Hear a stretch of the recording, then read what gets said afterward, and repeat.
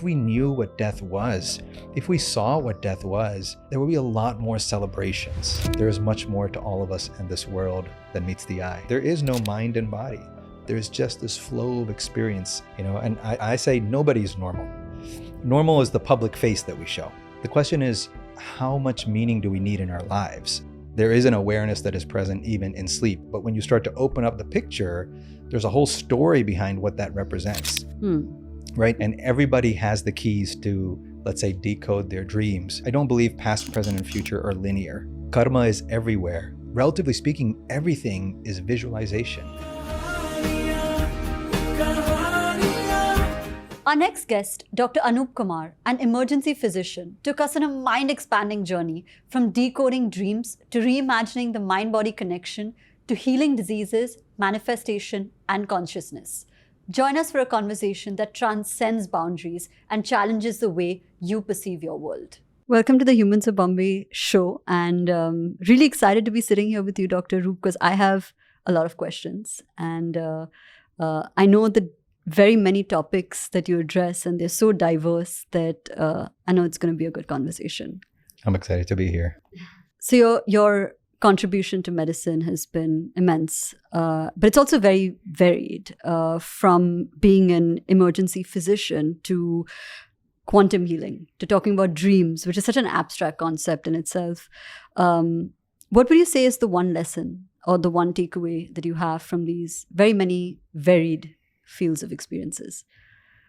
That's an amazing question.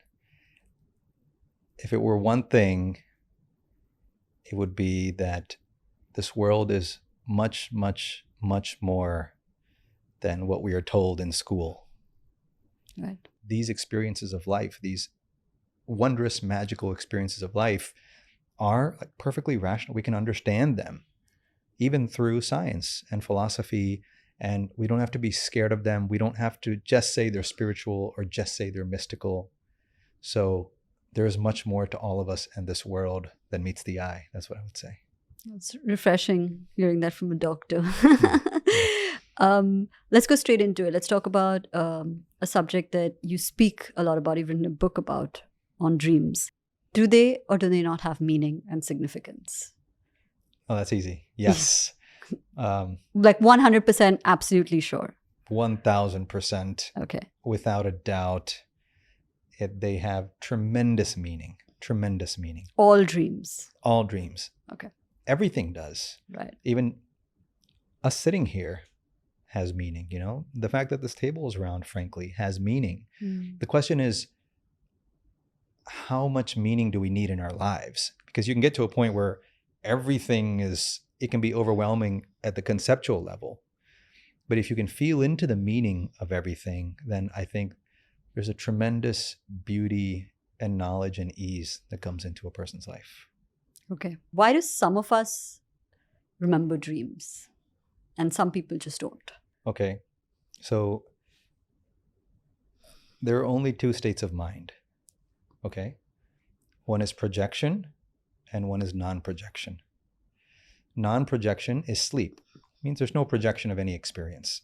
And nobody can say, I am sleeping now, right? Because even that thought projection is not there. Under projection, there are different states. There's dream, which most people agree it's kind of a projection. There's daydreaming, and there's also this state right now.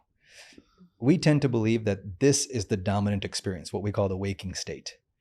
And this is not a dream, but that is a dream. That's why the book is called, Is This a Dream? But what I'm saying is actually the mind that projects into different states, including the waking state and the dream state and the deep sleep state and other daydreaming and so on. And the reason that a person can remember some dreams is because the deeper the mind is, the more time a person spends in the deep mind, the more they will remember their dreams. Because remember, it's that one mind projecting different things, right? So if you live at the outer layers of the mind, like in the dream, you're completely in the dream. In the waking state, which we're in, you're completely in the waking state. When you're asleep, you're completely asleep, for example. Then what you do is shuttle among these states. And one is not aware of the other for the most part. The waking state doesn't know the dream state. The dream state doesn't know the waking state. Sleep doesn't know either of the other two, and so on. But if you live in the deeper mind, because it is the deeper mind that's projecting, it can stay aware of dreams. It can stay aware of the waking state. And even in sleep, it's important to understand that it is the mind which sleeps. You don't sleep. I don't sleep. It is our mind that sleeps. There's more to us than that which sleeps. So there is an awareness that is present even in sleep, but the mind is not there to report it. Right. So what are some of the indications or indicators of what would represent the things you see in your dream? Because you have very abstract dreams, right? You know, the one thing I would say generally is that a dream is a metaphor. Right? So it's hard to say that this object means this. It very well might for some people in some contexts, but I would be very hesitant to like give like a legend where this equals this equals this. But they are all metaphorical. Like if we're driving in a car somewhere, what is it really? It represents an interest that I have and the feeling I need to be somewhere else to fulfill my wishes. Right? So it's not just a person in a box pressing the accelerator going somewhere. That's at what we call the physical level. But when you start to open up the picture, there's a whole story behind what that represents. Right? Even the belief that for me to get what I want, I have to go somewhere. That's there too, in a person just getting in a car and going somewhere. So there's so many layers of meaning. I think the meaning is unique to every individual. And everybody has the keys to, let's say, decode their dreams. It all goes back to what I said before. It's how deep we can stay in the mind. The deeper we can stay in the mind, then as that mind wakes up, it can recognize that dream and the meanings can start to flow from that. Right. So how can one decipher the metaphor that they see in their dream? So we have to unlearn a lot of the nonsense that we were given in our childhood and stuff like that, that kind of filters the way we see the world, that then makes a dream look random, you know, or makes it look like, oh, that's random. It doesn't fit anywhere in my life. No, it fits perfectly. But the background, the storytelling behind it that says what is possible and what is not is so limited that it cannot hold the meaning of that dream, right? So, for example, the idea that we're born on a certain date and we didn't exist before that, and then you die and then you don't exist before that, after that, right? So that's, some people believe that. Some people believe that you have to be religious or something else to experience something other than that. That's very limiting because you could very well have a dream of another lifetime. It happens all the time, right? You have to be able to see beyond the brackets of that lifetime to see, oh, I can sense my existence here and that presence here, and I can see how it ties, and then you can start to decode that. So I think as we educate ourselves and as we hear conversations like this more to see what's actually possible, what's happening all the time, then our own natural intelligence will be allowed out of the box. You know, right now it's constrained. And once that happens, I think we'll start to decode those things. Another interesting question. Are dreams indicative of the past or of the future or of the present? At which timeline can you, if at all, box it? I don't think there is a standard timeline. That's another, I think, story that we have that keeps us in kind of a linear thought pattern. But I don't believe past, present, and future are linear. I think you can experience any one at any time, depending on which one becomes most vivid. What we call the present is simply the most vivid experience. Right. So imagine you were thinking about an experience, maybe you were swimming in the ocean, it was an amazing experience, and you're going home after work and you're like, oh, that was really nice. And you sit there and you really think about it, and pretty soon you're there in a sense, right? You experience that. This body is not present. You're kind of feeling the waves, you're hearing them, and that has become the present now for you. Now, this is another timeline. Everybody in this timeline can say, hey, that's not the present, this is the present. But the whole point is your reference, your identity is shifted. And so what is most vivid becomes our present. That's why in our dreams, we're always in the present. We would never say, oh, this is something else, this is another dimension, because that's our frame of reference. That which fades into the background is either the past or the future. When it comes back vivid again, that's the present.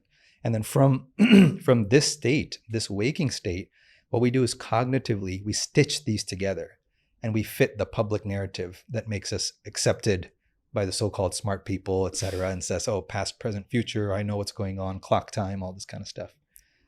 But yeah, that's a vast subject that, Something you said brings me to a question I had earmarked for later, but I'll ask it now because it's a very debated topic. It's also a very large topic of interest for so many, very many people. When you said that I can be here on this seat, but in my mind, with all my sensory reactions ignited, I can actually be in the ocean in my mind, which feels very real. It feels very vivid.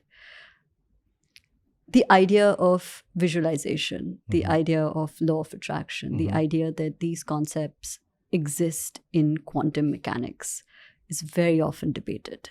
What is your thought on visualization, the law of attraction, and their place in quantum mechanics? So visualization is everything. I'm visualizing you now. You're visualizing me, right? Anybody watching this is visualizing us. In the dreams, we visualize something else. In the dream, in the deep sleep, we're not visualizing anything. So in a sense, so much, and relatively speaking, everything is visualization. So, this idea that when we visualize something, it becomes real. I mean, it's true in every sense. It's true in every sense. The question is, and it goes back to what we said before, right? When something becomes vivid, it becomes the present, right? So that process of becoming vivid is a process of visualization. I think there's a misunderstanding often because it's not that if I sit here and close my eyes and see something, then that thought in my mind is going to become something else. It can be understood that way. I think it's a limited way of understanding it. I think it's more true to say that, even us sitting here and thinking about something is visualized. You see what I'm saying? The mechanism of visualization is the mechanism of our reality. It's always operating. If there were no visualization now, poof, where's the room? Where's you? Where's me? That's sleep. That's the non-projection state of sleep, right? The moment you open your eyes or the moment the mind starts up, visualization, that, I don't want to call it a machine, that process of creation is like nonstop. You can't stop that. Now, what's usually talked about is, I'm going to keep going with this because I want to make that point that it keeps going. Now, the process of visualization, as it usually talked about, is basically, can we align with this visualization that's always happening, that you cannot stop? Nobody can argue that we're visualizing all of this, right? Nobody would argue that. What they would argue is like, the way visualization is talked about, is it true? Is it not? I mean, that's a good point, but visualization, as it's usually talked about, is simply about aligning with this process of creation that's always happening. And that's exactly how we experience the present. The moment you think about something, it's here. Okay, you think about it some more, it's a little bit more here. You kind of doodle on it, you think about it, you talk to your friends, it's a little bit more here. And at some point, like, people might say, this is nonsense. And to that extent, it's not there, right? So it's a process of building and building and building until at some point, it just becomes visual. It was always here as an idea or a thought or something else, but it becomes visual as we align with that process of creation. Right. Yeah. I think the area of debate for a lot of people is not for the stuff that can be executed. Yeah. I think the area of debate is, there's seemingly untouchable things, right? It's the partner that has not manifested in your life, in the present tense. The money in large amounts that you don't have in the present tense. I wanted your thought on also that. Sure. So a couple things with that. One is, I might want something in my life, right? But when I say I want, where does that want come from? Like, what is causing that want in my life? What has happened in my life up to this point that is creating this want? What is the meaning of that want in my life? So these are all kind of layers of awareness of the want. A want typically means a lack. Yes, so it's some kind of a lack, but am I trying to fill that lack, or am I trying to fill that because I feel like I am intrinsically lacking something like in myself and I want to fill it with this? If so, it may not happen because I've made an assumption that I fundamentally don't have something that I need, and I'm just trying to create something on the outside. It becomes like an outer visualization, but the inner mechanics are not there. That's why I was saying earlier about, can we align with the full mechanics of it? Even this room, right? Yes, somebody visualized it, but why?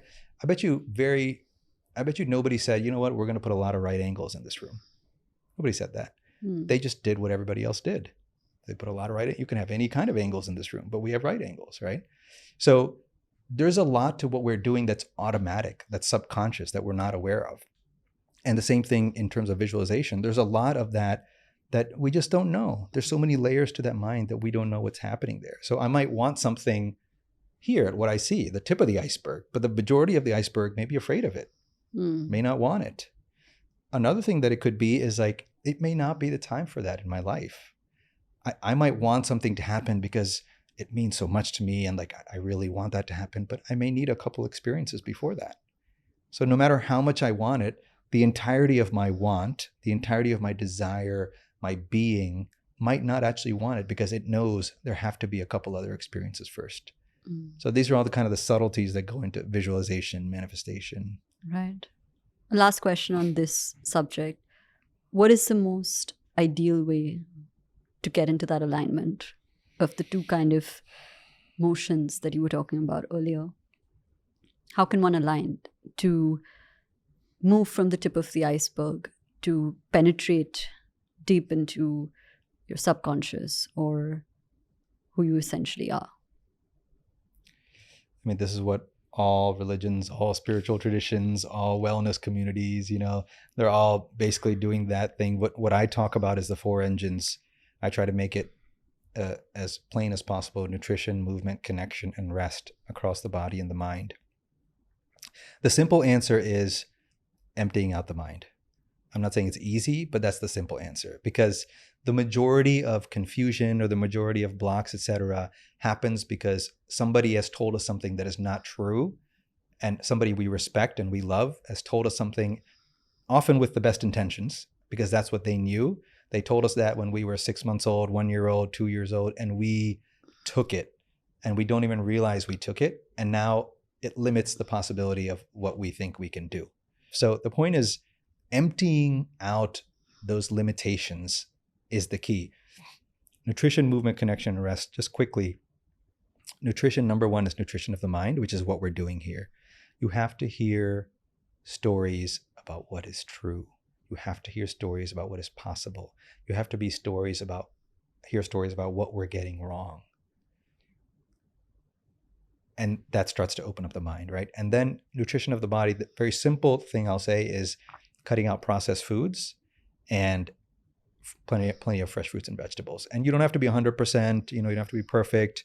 But by the way, I did all of these because to stabilize my mind when it was going through some tremendous changes. And so this is purely trial and error and what works. And I've seen the same stuff works for healing, for diseases.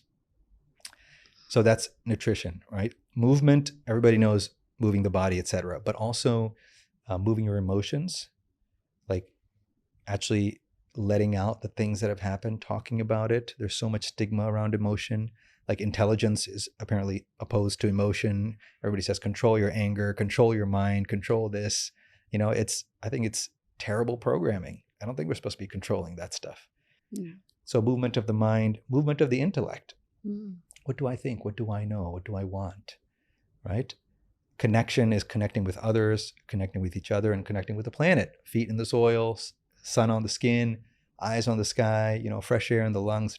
Literally plugging in, just like you plugging your cell phone into the wall, like plugging the body into the planet is tremendous amount of clearing that happens.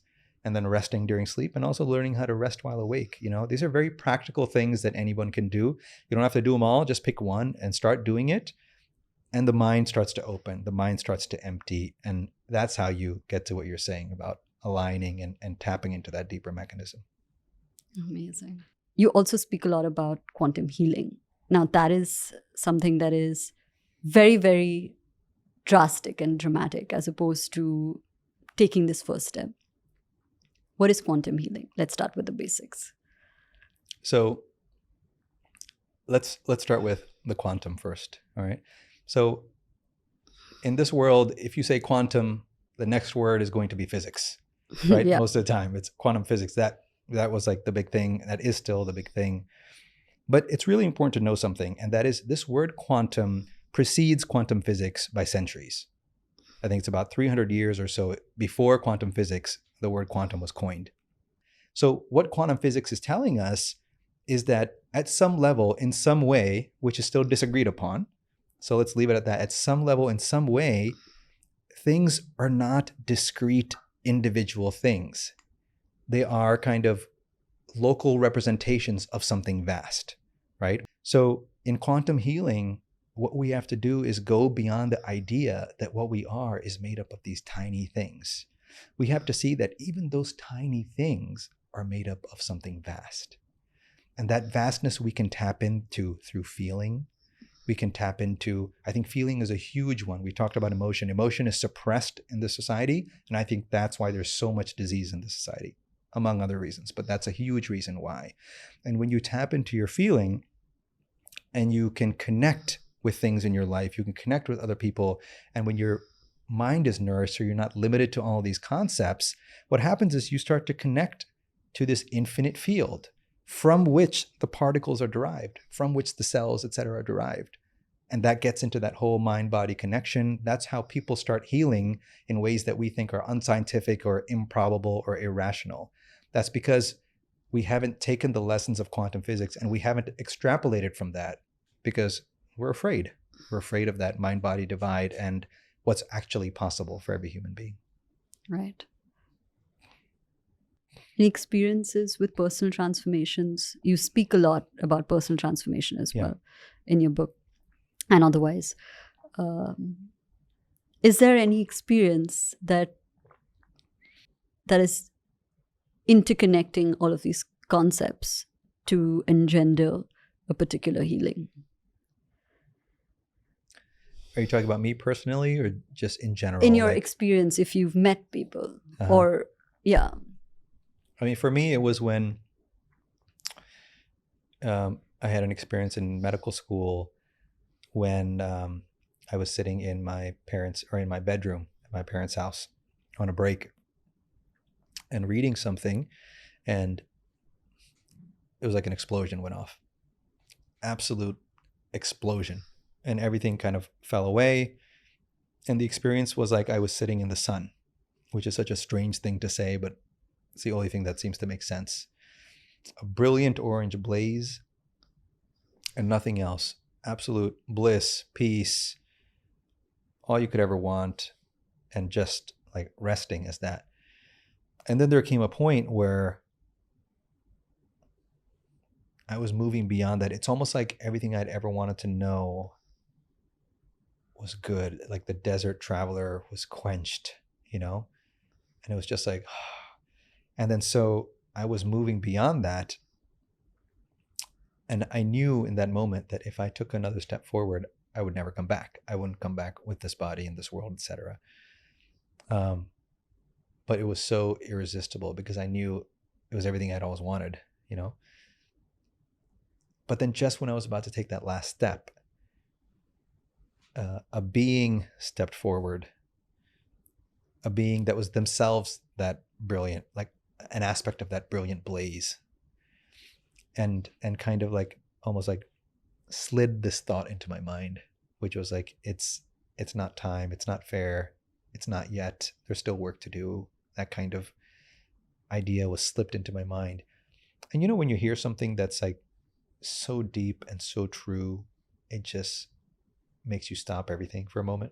You know, everything, your mind stops, your body stops. I heard it and it was like, it was so true. And so I paused. And then that's all it took. all the karma, all the thing that had to be done, all that was remaining, it boomeranged back.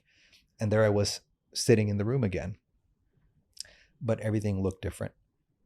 The room looked different. It looked like everything was constructed out of light. It looked like space was constructed out of light. I didn't recognize myself in the mirror. So much changed after that and had to go through a long integration process. That's still happening now, almost 20 years later, I guess. And so, yes, like a lot of what I speak about comes from that initial opening, and then I would say the torrent of information, awareness, and everything flowing in after that. You also speak, on that note, you also speak about near-death experiences. What is the relevance and the meaning of near-death experiences? Because so many people, right, who go through it. Right. So, I mean, first of all, let's just state the facts. We all live multiple lifetimes. To me, that's not a spiritual statement. It's not a mystical statement. You know, I like to say that if I shave my head today, in a few days, I will have a lot of hair again. And there's nothing spiritual about that. There's nothing mystical about that. That's because within the follicle, within the scalp, the root of the hair is there. So you can cut it all off and I can say I am bald, but in 2 weeks, it'll be back. That's lifetimes. You can take the body away, but the root of the human being still exists, and it will, quote unquote, grow back. It will grow another body, take another body to experience what it needs to experience. And to me, that's just a fact. It's not spiritual, it's not mystical or anything. Once you understand that, and you have that 360 vision of, let's say, lifetimes, now what we call death is a movement, right? When we finish recording this, we'll move from this space into the next space. Nobody's going to cry and said, "Where's Anoop? Oh my God, where is Karishma? Oh, what happened?" They're like, no, they went to the next room. Just because we don't see them here doesn't mean they don't exist, right? So similarly, death is a graduation. And I'm not saying that lightly. I know people heard, actually, my father just passed a couple months ago, which is why I'm here in India. We were in Kashi. But so I don't say it lightly to make light of things, but I'm saying if we knew what death was, if we saw what death was, there would be a lot more celebrations. It's like a graduation. Like when your child graduates school, for the most part, you're not sad, right? The sad part is, I'll miss them. I won't see them as much, but I know they're on a greater journey. They're discovering something, they're growing. And there's so much meaning in that. There's so much growth in that. And we're happy for them. Even as we kind of wipe away a tear, it's mostly happiness. And death is the exact same thing, right? So once you see that, near-death experiences are basically those times that we're almost opened the door to go to the next room, but then you know what, I forgot my pen. I need to come back, you know? Or I'm about to leave, I'm about to go do something, but you know what, I really should respond to this email. Let me stay and let me finish that. That's what a near-death experience is. It's when we have one foot out of the door and this infinite intelligence that we call life says, "Hey buddy, just come back. We got something." And maybe you being on the threshold, right? Maybe you standing in that doorway, opening that door, and we seeing, wow, it looks really different outside. There's like a lot of light and all this stuff. And here it's different. It's in the room. Maybe since you saw that, you can come back in this room and tell the people what it's like out there. So maybe you got some more work to do. Okay. You know, that's a near-death experience. It's basically you're on the threshold, and so you see beyond, and somehow that seeing beyond is useful to the scene that you were in previously. You said, it's fact. How does this correlate with concepts that are, again, they're widely debated, they're widely speculated upon? Yeah. Karma. Yeah. Rebirth. Yeah. A lot of people believe that you're born and again to balance your karma. Do you believe it? I mean, it happens, right? So here's karma right there. Like, you know, I took my hand and there's a reason this cup is moving forward, right? It's the action of my hand. There's a reason the action of my hand is moving forward. It's because of my thought that wants to show an example, right? There's a reason my thought wants to show an example, because that's my mission in my life, is to try to clarify these things, right? There's a reason that's a mission in my life. It's because of things that happened in my previous lifetimes. This is karma. It's action and response. It's cause and effect.